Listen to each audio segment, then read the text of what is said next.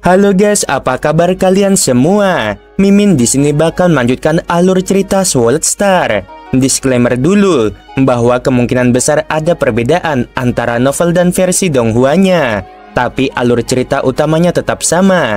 Jadi tanpa ragu, Mimin akan membawakan alur ceritanya. Dewa leluhur alam salju, Raja Dewa Langit Ho, dan Dewa Angin Desolate bukanlah sosok terkuat di tanah asal. Namun dosa mereka, itulah yang menempatkan mereka di antara 10 pendosa besar yang paling dibenci.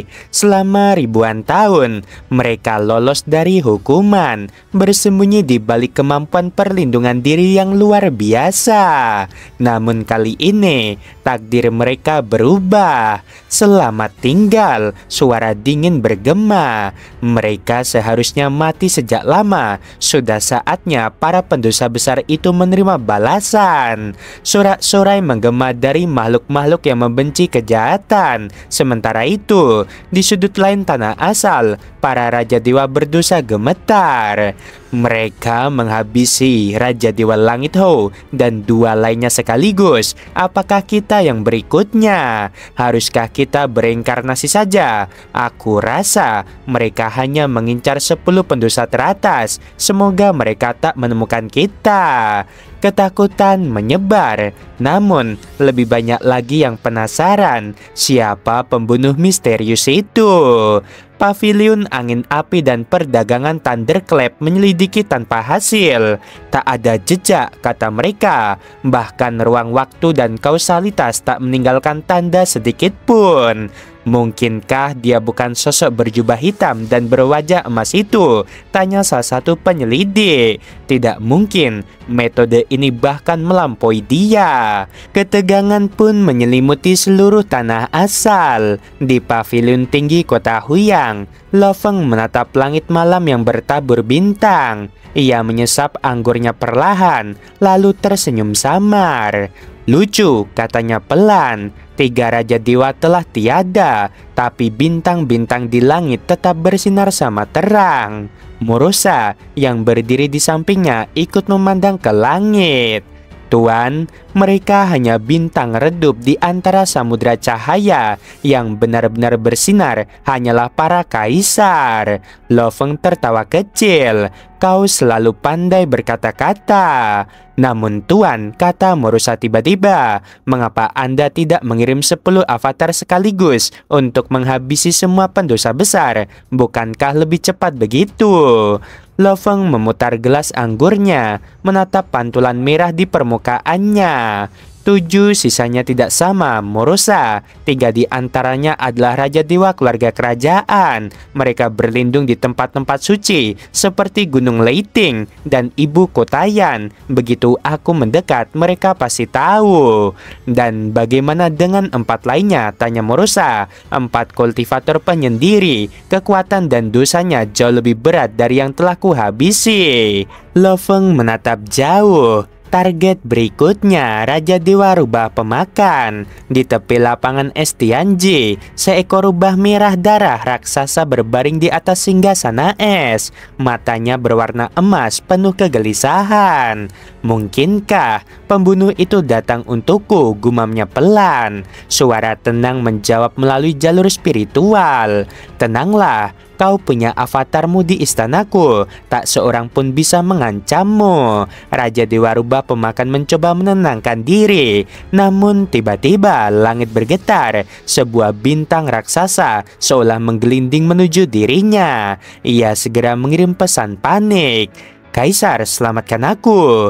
Namun, serangan kehendak spiritual yang masif telah menembus segalanya. Bahkan perlindungan istana kaisar hanya mampu menahan sebagian kecil kekuatannya.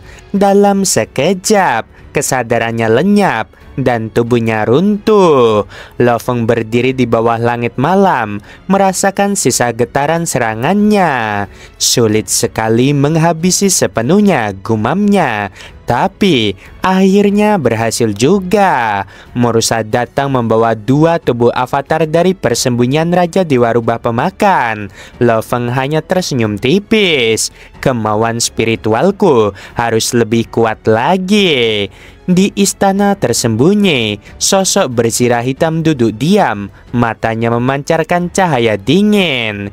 Apakah pembunuh itu akan datang menjemputku? Tanyanya melalui pesan spiritual. Sebuah suara tenang menjawab, dia akan datang, tapi kali ini dia tak akan lolos. Tiba-tiba langit bergetar, bintang-bintang menggelinding, menekan dengan kekuatan kehendak spiritual yang luar biasa. Namun saat Lo Feng hendak menyelesaikan serangan itu, sesuatu terasa aneh.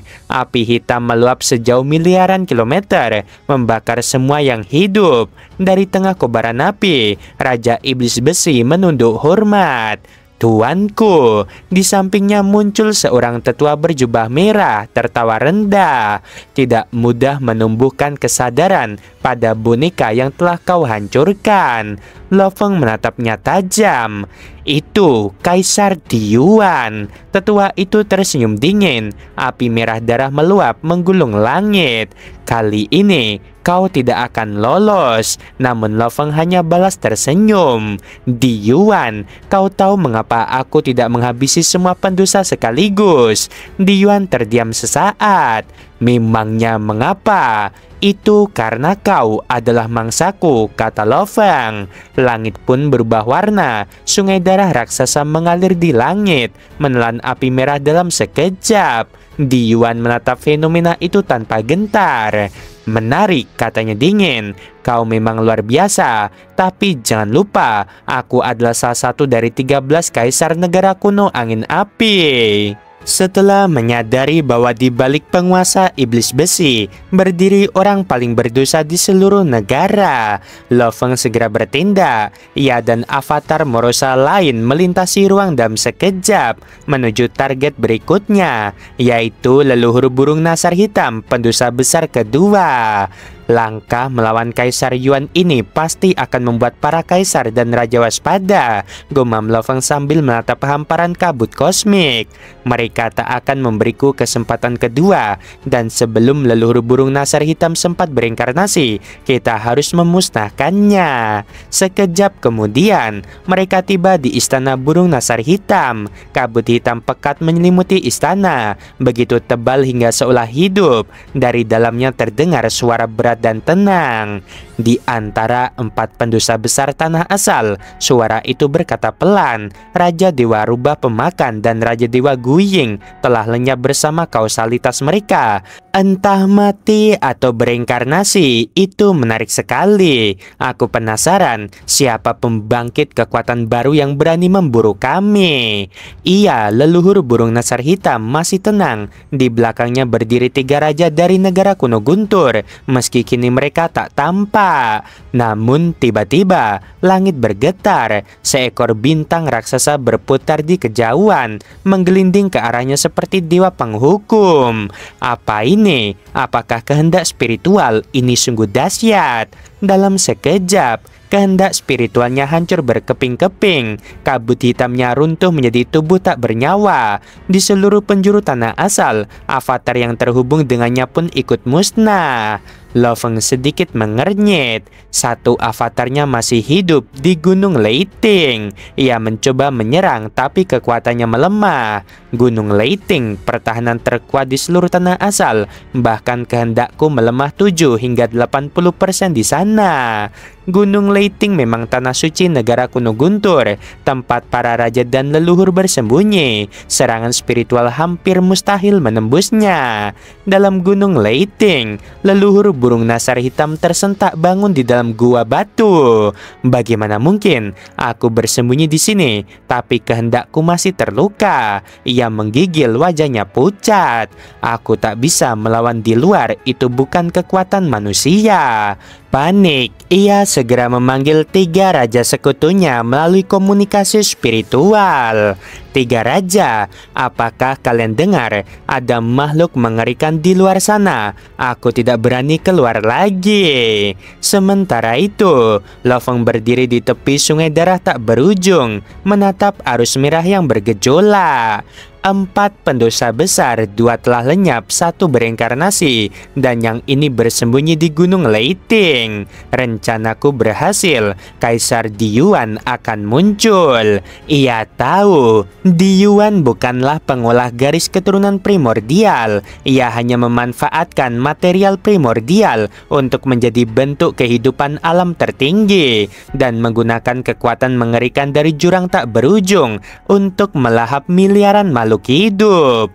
Dia licik, tapi dosa sebesar itu tak akan kutoleransi. Kaisar Yuan berdiri di tengah pusaran darah yang berkilau merah gelap. Jubahnya berkibar.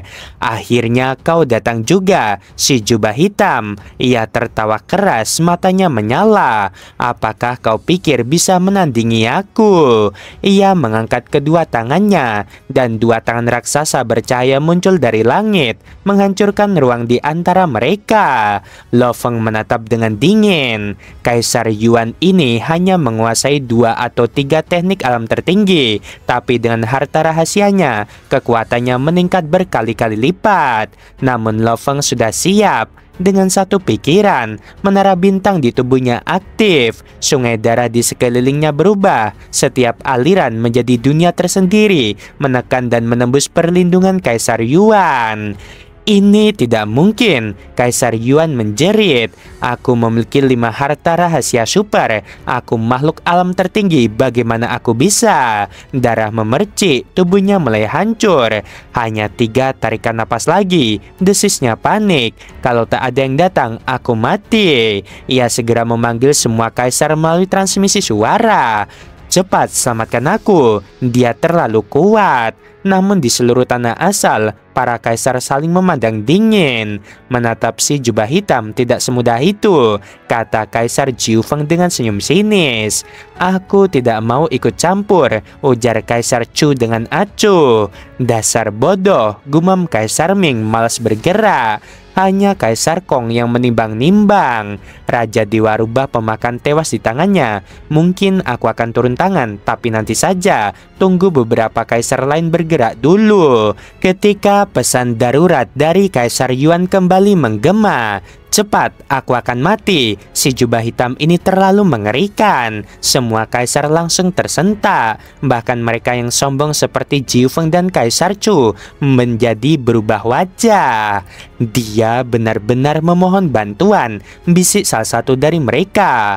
Difu segera berseru, jangan bertindak sendirian, kumpul padaku. Sekarang kita gunakan formasi bersama untuk menolongnya. Satu persatu, para kaisar menjawab. Para kaisar negara kuno angin api memang sering berselisih. Namun ketika bahaya mengancam fondasi negara mereka, semua pertikaian seolah lenyap. Hanya tersisa satu tekad untuk bersatu.